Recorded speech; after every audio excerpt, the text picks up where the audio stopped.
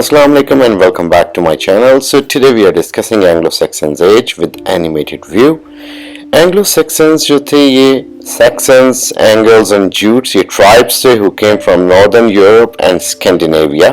So they came from different places and they settled in Great Britain. So वो Germany, Northern Germany और Denmark से settle हुए आके England के अंदर.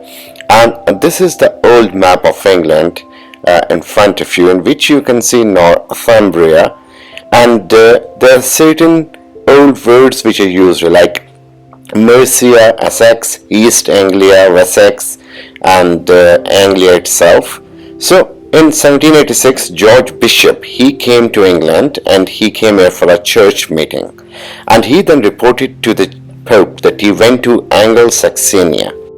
अब जो ये एंगल्स और सेक्सन्स से ये ब्रिटेन में इन्वेट करना चाहते थे 4th सेंचुरी में, लेकिन वहां पे रोमन्स जो थे तब बहुत मजबूत थे तो उन्होंने उनको रोका और फिर 450 AD के करीब जो एंशिएंट रोमन्स थे वो चले गए, उनका जोर टूट गया, रोमन एम्पायर का फॉल हुआ, तो एंगल्स और सेक्सन्स ये वुडन बोट्स में दोबारा आए. उस जमाने में वुडन बोट्स यूज होती थी और फिर ये आके इंग्लैंड के मुख्तलिफ इलाकों में सेटल हुए. तो ये एक इलाके में नहीं आए, ये मुख्तलिफ इलाकों में आके सेटल हुए.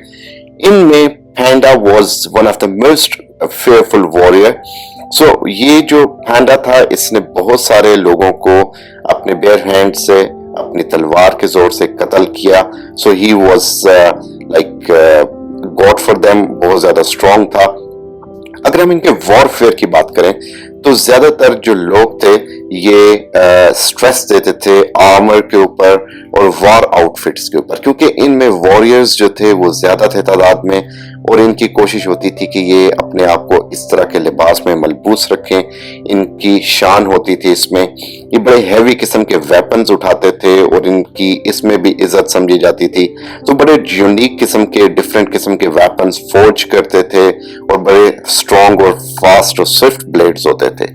जो आम लोग होते थे वो डिफरेंट क्लोथ्स पहनते थे according to the time, according to the need, according to the weather, climate. सर्दियों में इनकी कोशिश होती थी कि एनिमल स्किन या वूल जो है उसको लें. तो काफी एनिमल्स को ये हंट भी करते थे और उनकी वूल को अपने जिस्म पे पहनते थे to keep themselves protected from the weather, क्योंकि इंग्लैंड का वेदर हमें पता है बहुत ज्यादा कोल्ड है अभी भी, उस जमाने में तो बहुत ज्यादा था. अगर हम इनकी लैंडिंग की बात करें when they came to England, तो बहुत सारे लोग उसमें से फार्मर्स भी थे. तो सब लोग वॉरियर्स नहीं थे, फार्मर्स थे जिन्होंने मुख्तलिफ तरीके से अपनी फार्मिंग स्टार्ट की. बड़ा मुश्किल था ये इंग्लैंड में स्टार्ट करना, लेकिन समहाउ दे मैनेज्ड और बड़े अच्छे फॉर्म्स इन्होंने डेवलप किए. ओल्ड जो इंग्लिश है ये बहुत ज्यादा डिफरेंट इंग्लिश है आज की इंग्लिश से. So days of week they are written in front of you in the old English. So इनकी लैंग्वेज इसी तरह थी, बहुत ज्यादा इनकम्प्रिहेंसिबल, मुश्किल. जो सोशल क्लासेस थी हर टाइम की तरह एंगल्स और सेक्सन्स, ज्यूट्स इनमें भी मौजूद थी. जो रूलिंग क्लास थी, जो एलीट क्लास थी, उनको अर्ल्स कहा जाता था, और जो गरीब थे, जो पुअर फ्रैक्शन था सोसाइटी का, उन्हें चर्ल्स कहा जाता था. और ये दोनों एक दूसरे से बहुत ज्यादा एक मार्क डिफरेंस रखते थे. वो उनकी अपीयरेंस से, उनकी बॉडी लैंग्वेज से, उनके वर्ड से, उनकी लैंग्वेज से, उनके तौर तरीकों से जाहिर होता था. पोइट्री जो थी बड़ी इंपॉर्टेंट थी एंगल्स और सेक्शंस में. ये लोग बहुत अच्छे पोइट्स थे और इनके आपस में पोइटिक कॉम्पिटिशन्स होते थे. जरूरी नहीं कि वो कॉम्पिटिशन एक पूरे एक मेले की सूरत में हो रहा है, दो लोग खड़े होकर आपस में कॉम्पिटिशन स्टार्ट कर देते थे. इनकी डिवाइसेस में इलिट्रेशंस, कैनिंग्स, रेपिटेशंस, हाइपरबोले, मेटाफर और रिदम, इसकी बड़ी अहमियत थी.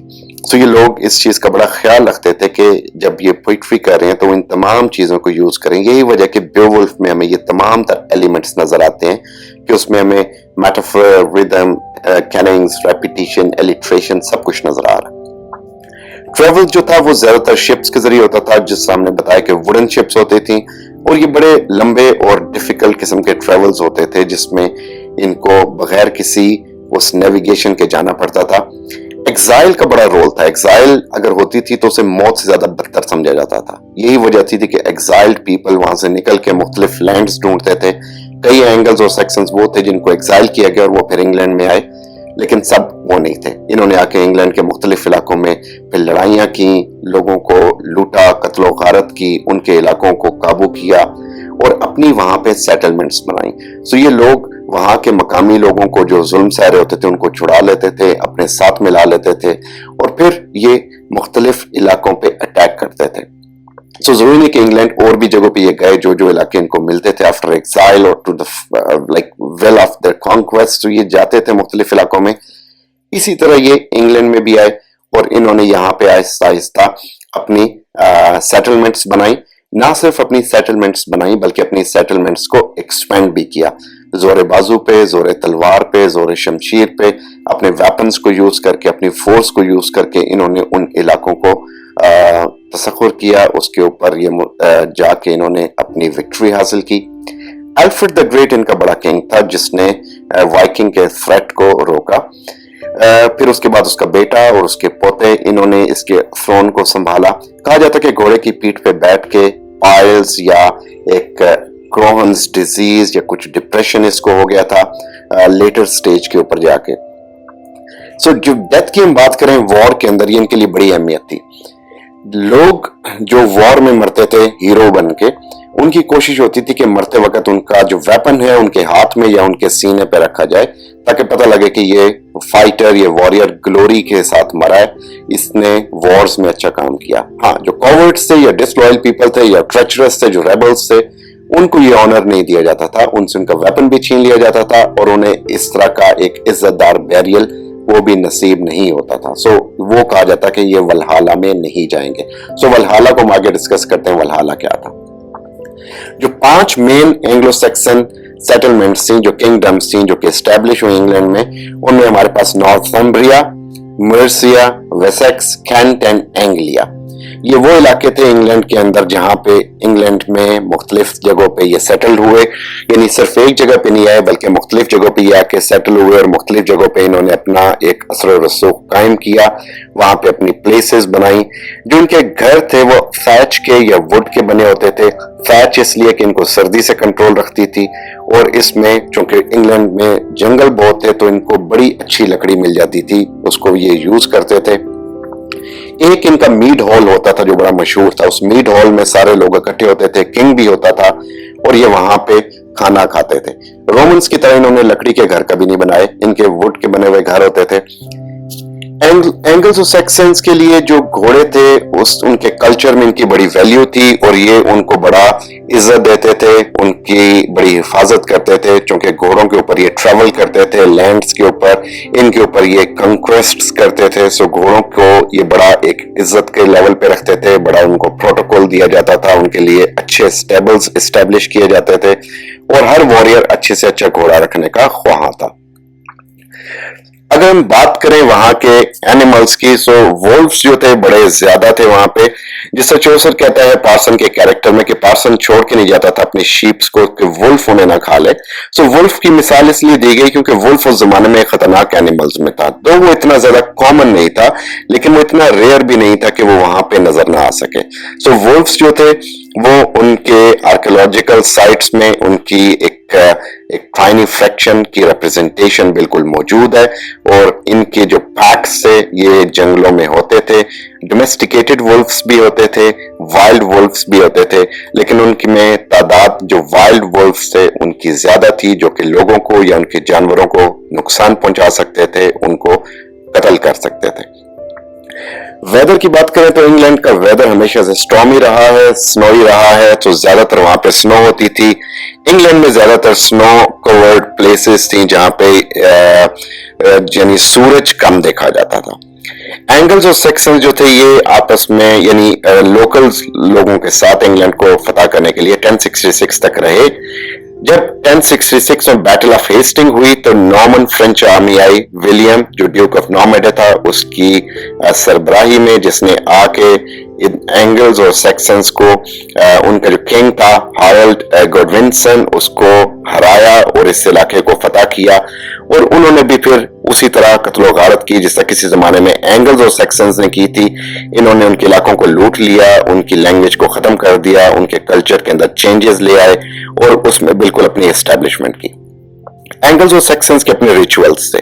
पैगनिज्म सबसे पहले मौजूद था वहां पे, उसमें वो उनका की रिलीजन था, और वहां पे number of God and goddesses थे, और हर एक अपना एरिया था जिसके बारे में वो रिस्पॉन्सिबल था, और ये उनका बिलीफ था कि आफ्टर लाइफ में जब वो मरेंगे तो वो मुख्तलिफ जो आइटम्स उनके साथ बैरी किए जाएंगे जो उनसे रिलेटेड होंगे। सो पैगनिज्म एक हॉल मार्क था एंगल्स और सैक्सन से पहले। जब रोमन कैथोलिक चर्च आया तो चर्च भी उस जमाने में वुड और फैच के बने होते थे। सो उस जमाने में पत्थरों की कोई खास स्टार्टिंग नहीं थी इनके पास, सो ये वुड और फैच के चर्चेस बनाते थे, और पैरिशेस बनाई गई जिसमें आके रोमन कैथोलिक चर्च एस्टैब्लिश हुआ और बहुत सारे लोगों को कैथोलिक बनाया गया। ये वजह के बेवुल्फ में हम रिलीजियस एलिमेंट्स भी देखते हैं और पैगन एलिमेंट्स, ये दोनों देखते हैं। सो रिलीजन जो था उसने थ्रू आउट एंगल्स और सेक्शंस के उस कल्चर को चेंज कर दिया, उनके रहने के इस स्टाइल को चेंज कर दिया। जो प्रीस्ट्स आए उन्होंने आके मुख्तलिफ चीजों के बारे में बताया। सो वो जो कॉन्सेप्ट है मुख्तलिफ गॉड्स के वो ऐसा ऐसा खत्म हो गए, जिसका वॉर्ड ये कहते थे कि ये फेट के हवाले से, तो वो कॉन्सेप्शंस जो थे लोगों के खत्म होना शुरू हो गए। So if we talk about further on Anglo-Saxon age, so Valhalla जिसका हमने ऑलरेडी जिक्र किया, so Valhalla was the hall of slain, जहाँ पे हर वॉरियर ख्वाहिश करता था कि मैं मरने के बाद जाऊं। सो ये ऐसा हॉल था जिसमें इनकी एक यानी इमेजिनेशन थी कि एसगर्ड जो कि ओडिन की प्लेस है, अनदर प्लैनेट अनदर प्लेस, मरने के बाद तमाम वॉरियर्स जो होते हैं, अच्छे वॉरियर्स वहां पे इकट्ठे होते हैं और वहां पे ओडिन के साथ ड्रिंक करते हैं, खाते पीते हैं, अपने पुराने रिश्तेदारों से मिलते हैं, वहां पे ये लड़ते भी हैं, वहां पे इनकी सेटलमेंट्स भी हैं, वहां बेसिकली उनके लिए एक पैराडाइज का कॉन्सेप्ट था जहां पे ये लोग मिल के रहते थे। जब इनकी मौत होती थी तो मौत के बाद कहा जाता था कि ओडिन जो है, जो कि गॉड है, सुप्रीम गॉड नॉर्स माइथोलॉजी में, वो उनको ले गया साथ और उनके पास उसके हॉल में, यानी जो वल्हाला हॉल है, वहां पे ये लोग इकट्ठे होंगे और वहां पे सेलिब्रेशंस करेंगे।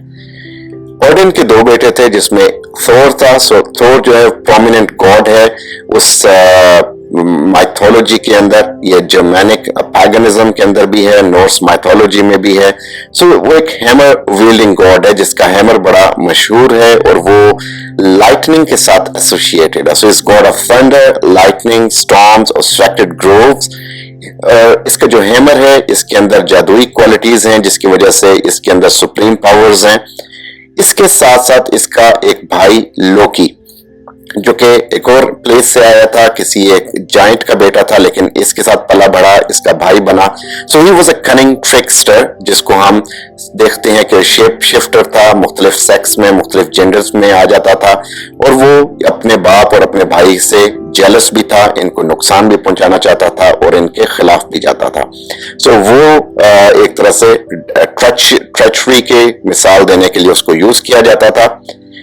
जो बैरियल था, जो सोशल स्टेटस के मुताबिक होता था, आम बंदे को उसी तरह गाड़ दिया जाता था जमीन में, लेकिन जो प्रोमिनेंट पीपल थे या जो वॉरियर्स थे उनकी अच्छी कब्रें बनाई जाती थी, उनके अच्छे मज़ार बनाए जाते थे जहाँ पे लोग आते थे, विजिट करते थे। उनके हवाले से उनके मुख्तलिफ सेलिब्रेशंस भी होती थी, एनिवर्सरीज भी सेलिब्रेट की जाती थी। So this was all about Anglo Saxons age. I hope के आपको काफी हद तक एंग्लो सैक्सन एज के हवाले से चीजें क्लियर हुई होंगी। पिक्टोरियल डिस्क्रिप्शन, जो वीडियो डिस्क्रिप्शन थी, उससे आपको आइडिया हुआ होगा।